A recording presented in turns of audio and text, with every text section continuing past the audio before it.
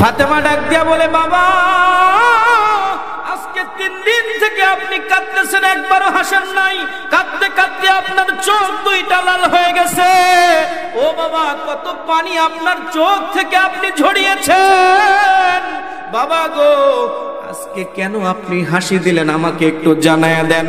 তখন হযরতে ফাতেমাকে ডাক দিয়া বলে, ফাতেমা রে, কিছুক্ষণ পূর্বে সিজদায় যখন আমি ছিলাম, এমন সময় হযরতে জিবরাইল এসে বলেছে, আল্লাহ পাক আমাকে সংবাদ জানায়া দিছে, আল্লাহ পাক আমাকে সংবাদ জানায়া দিছে, আল্লাহ পাক রব্বুল আলামিন আপনাকে এত পরিমাণ দান করবেন যে আপনি খুশি হয়ে যাবেন।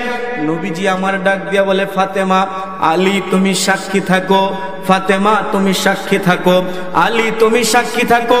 আমি নবী জানায়া দিলাম, আমি নবী জানায়া দিলাম, আমি নবী জানায়া দিলাম, আমি নবী জানায়া দিলাম, আমি নবী ততক্ষণ পর্যন্ত শান্ত হব না, আমি নবী ততক্ষণ পর্যন্ত শান্ত হব না।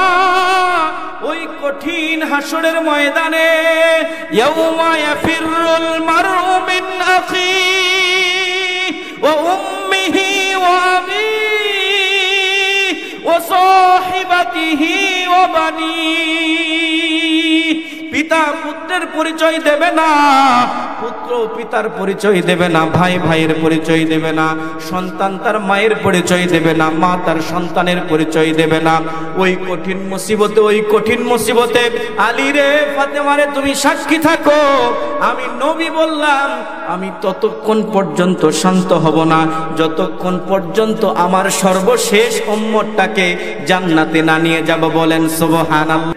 আমার নবী কখনো চান নাই যে তার একটি উম্মত জাহান্নামী হোক। বলেন সুবহানাল্লাহ। আমরা জাহান্নামে যাওয়ার জন্য প্রতিযোগিতা শুরু করে দিয়েছি, কিন্তু আপনার আমার নবী কখনোই চায় নাই যে তার একটি উম্মত জাহান্নামে যাক। তার একটি উম্মত কোথায় যাক? জাহান্নামে যাক, এটা চাই নাই। একদিন আল্লাহর নবী সরকারে দু আলম সাইয়্যিদুল মুরসালিন রাহমাতুল লিল আলামিন বসে আছেন। এমন সময় হযরত জিবরাইল আলাইহিস সালাম আসলেন। জিবরাইল আলাইহিস সালাম আমার নবীর কাছে মাঝে মধ্যে আসতেন। অন্যান্য নবীর কাছে অল্প কিছু সংখ্যক বার জিবরাইল আলাইহিস সালাম এসেছেন, কিন্তু আপনার আমার নবীর কাছে হযরত জিবরাইল আলাইহিস সালাম 24,000 বার এসেছেন। বলেন সুবহানাল্লাহ। কয় হাজার বার? জোরে বলেন, কয় হাজার বার? 24,000 বার এসেছেন। একদিন জিবরাইল আলাইহিস সালাম নবীর কাছে আসছে। নবীজি জিবরাইলের চেহারার দিকে তাকায় দেখে মনটা অনেক খারাপ চেহারা। বলেন, নবীজি জিবরাইলকে ডাক দিয়ে বললেন, জিবরাইল, ইতিপূর্বে বহুবার আপনি আমার কাছে এসেছেন, কখনো আপনার মনটা খারাপ দেখি নাই, কখনো এত বিষণ্ণ অবস্থায় আপনাকে দেখি নাই, কিন্তু আজকে আপনার মুখটা এত বেজার কেন দেখা যায়? হযরতে জিবরাইল আলাইহিস সালাম ডাক দিয়ে বলে, ইয়া রাসূলুল্লাহ, ইয়া হাবিবাল্লাহ, আমি আল্লাহ পাক রব্বুল আলামিনের নির্দেশে আজকে জাহান্নাম পরিভ্রমণ করে এসেছি। জাহান্নামের 7টি স্তর আমি দেখে এসেছি। ইয়া রাসূলুল্লাহ, ইয়া হাবিবাল্লাহ,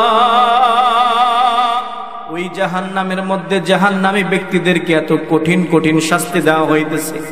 এত কঠিন শাস্তিগুলা দেখার পরে আমার মনটা খারাপ হয়ে গেছে। নবীজি জিবরাইল আলাইহিস সালামকে বললেন, জিবরাইল, আপনি জাহান্নামের মধ্যে কি কি শাস্তি দেখেছেন আমাকে একটু বলেন। বললেন, ইয়া রাসূলুল্লাহ, ইয়া হাবিবাল্লাহ, আমি জাহান্নামের সর্বনিম্ন স্তরে যখন গেলাম, ওই জাহান্নামের সর্বনিম্ন স্তরে আমি মুনাফিকদেরকে দেখেছি। আল্লাহ পাক রব্বুল আলামিন পবিত্র কোরআনুল কারীমে বলেছেন যে মুনাফিক যারা হবে তারা জাহান্নামের সর্বনিম্ন স্তরে যাবে। আমি যখন দ্বিতীয় স্তরে গেলাম, ওই দ্বিতীয় স্তরে যাওয়ার পরে আমি অগ্নি পূজারকদেরকে দেখলাম। জাহান্নামের যে সর্বোচ্চ স্তর, সবচেয়ে উপরের যে স্তর, ওই স্তরের কথা না বলে তিনি চুপ হয়ে গেলেন। নবীজি সাল্লাল্লাহু আলাইহি ওয়াসাল্লাম এবার জিবরাইলকে ডাক দিয়ে বলে, ও ভাই জিবরাইল, আপনি জাহান্নামের 6টা স্তরের কথা, 6টা ভাগের কথা আমাকে শোনালেন। 7 নাম্বার ভাগ যেটা, সর্বোচ্চ ভাগ যেটা, ওটার কথা তো আপনি আমাকে জানাইলেন না। হযরত জিবরাইল জিবরাইল আলাইহিস সালাম বললেন, ইয়া রাসূলুল্লাহ, ইয়া হাবিবাল্লাহ, আমি জাহান্নামের প্রথম যে ভাগটা, ওই ভাগের কথা আপনাকে বলতে চাই না। আপনাকে যদি আমি এটা বলি তাহলে আপনি মন খারাপ করবেন।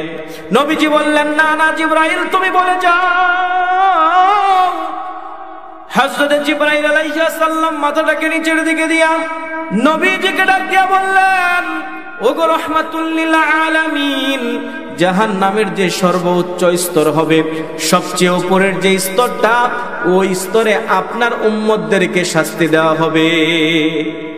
নবীজি যখন জিবরাইলের কাছ থেকে এই সংবাদ জানতে পেলেন, তখন নবীজির চোখ দিয়ে ঝরঝর করে পানি প্রবাহিত হওয়া শুরু করলো। নবীজির চেহারা মোবারক লাল হয়ে গেল। নবীজি মলিন চেহারায় কাঁদতে কাঁদতে ঘরের মধ্যে প্রবেশ করলেন। ঘরের মধ্যে প্রবেশ করার পরে একদিন চলে গেল, 2 দিন চলে গেল, 3 দিন চলে গেল, নবীজি ঘর থেকে বের হয় না। যখন হযরতে বেলাল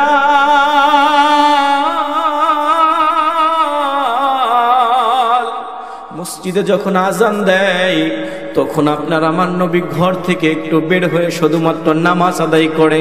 নামাজটা আদায় করার সাথে সাথে তিনি আবার হুজরা মোবারকের ভিতরে প্রবেশ করে। এইভাবে পরপর 3 দিন হয়ে গেছে। নবীজি কোন সাহাবীর সাথে কথা বলে না, কোন সাহাবী নবীর সাথে কথা বলতে পারে না। সাহাবীদের বুকের মধ্যে ঝড় সৃষ্টি হয়ে গেছে। সাহাবায়ে আজমাইনরা কান্না শুরু করে দিছে, কি হলো, কি হলো, নবীজি কি আমাদের উপরে রাগান্বিত হয়েছে? আমাদের কোন কাজে কি রাসূলুল্লাহ কষ্ট পেয়েছে? এই চিন্তা করতে করতে সমস্ত সাহাবীরা একত্রিত হলেন।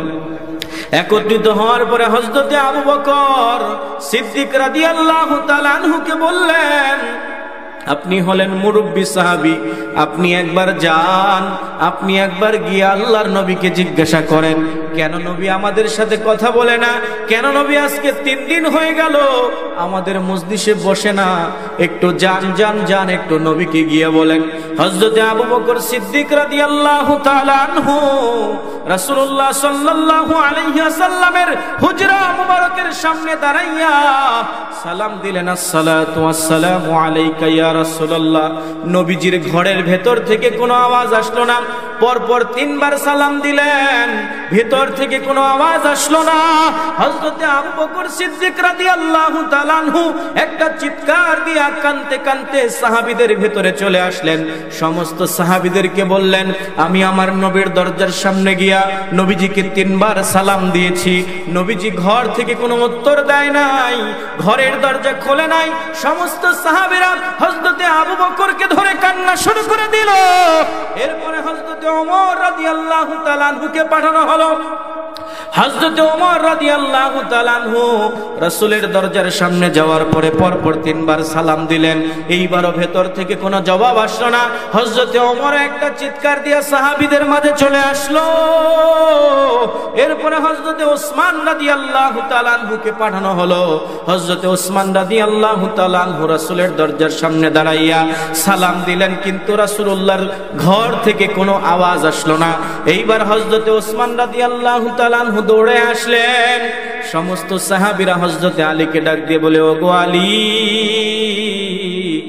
তুমি হলা রাসূলের জামাতা, জান্নাতের সর্দারনি ফাতেমার জামাই। ও আলী, আপনি একবার যান, আপনি একবার গিয়া রাসূলের খবরটা নিয়ে আসেন। আমাদের ভেতর কাজ করতেছে না, আমরা অনেক কষ্ট পাইতেছি। হযরতে আলীকে যখন সমস্ত সাহাবীরা ধরলো, হযরত আলী রাদিয়াল্লাহু তাআলা আনহু রাসূলের হুজরা মুবারকের সামনে, দরজার সামনে না গিয়া সরাসরি তিনি তিনার বাড়িতে চলে গেলেন। বাড়িতে যাওয়ার পরে ফাতেমাকে ডাক দিয়ে বলে, ফাতেমা, তুমি কি খবর জানো নাকি? তুমি কি খবর জানো নাকি? আজকে 3 দিন হয়ে গেল নবীজি কোন সাহাবীর সাথে কথা বলে না। আবু বকর গিয়ে নবীজির হুজরা মুবারক থেকে ফিরে এসেছে, ওমর গিয়ে নবীজির হুজরা মুবারক থেকে ফিরে এসেছে, হযরত ওসমান গিয়ে নবীজির হুজরা মুবারক থেকে ফিরে এসেছে। হযরত ফাতেমা রাদিয়াল্লাহু তাআলা আনহা দৌড়াইয়া নবীজির বাড়িতে আসলেন। আসার পরে দরজার সামনে দাঁড়াইয়া সালাম দিয়া বললেন, আব্বা জান, আমি ফাতেমা আপনার ঘরে উপস্থিত। নবীজি ফাতেমার আওয়াজ শোনার পরে দরজা খুলে দিলেন। হযরত ফাতেমা এবং আলী ঘরের মধ্যে প্রবেশ করলো। গিয়া দেখে নবীজি একেবারে চিন্তাগ্রস্ত, কাঁদতে কাঁদতে চোখ দুইটা লাল হয়ে গেছে, চোখ দিয়া টপকায় টপকায় পানি পড়তেছে। হযরতে ফাতেমা ডাক দিয়া বলে, আব্বা কি হয়েছে আপনার, কি হয়েছে আপনার? ও বাবা, আপনাকে মদিনার কেউ গালি দিয়েছে কিনা, আপনাকে কেউ কষ্ট দিয়েছে কিনা? ও বাবা আপনি বলেন, আপনি বলেন, আমরা এটার প্রতিশোধ নেব। নবীজি ডাক দিয়া বলে, ওরে ফাতেমা, ওরে ফাতেমা, আমাকে কেউ গালি দেয় নাই, আমাকে কেউ কষ্ট দেয় নাই।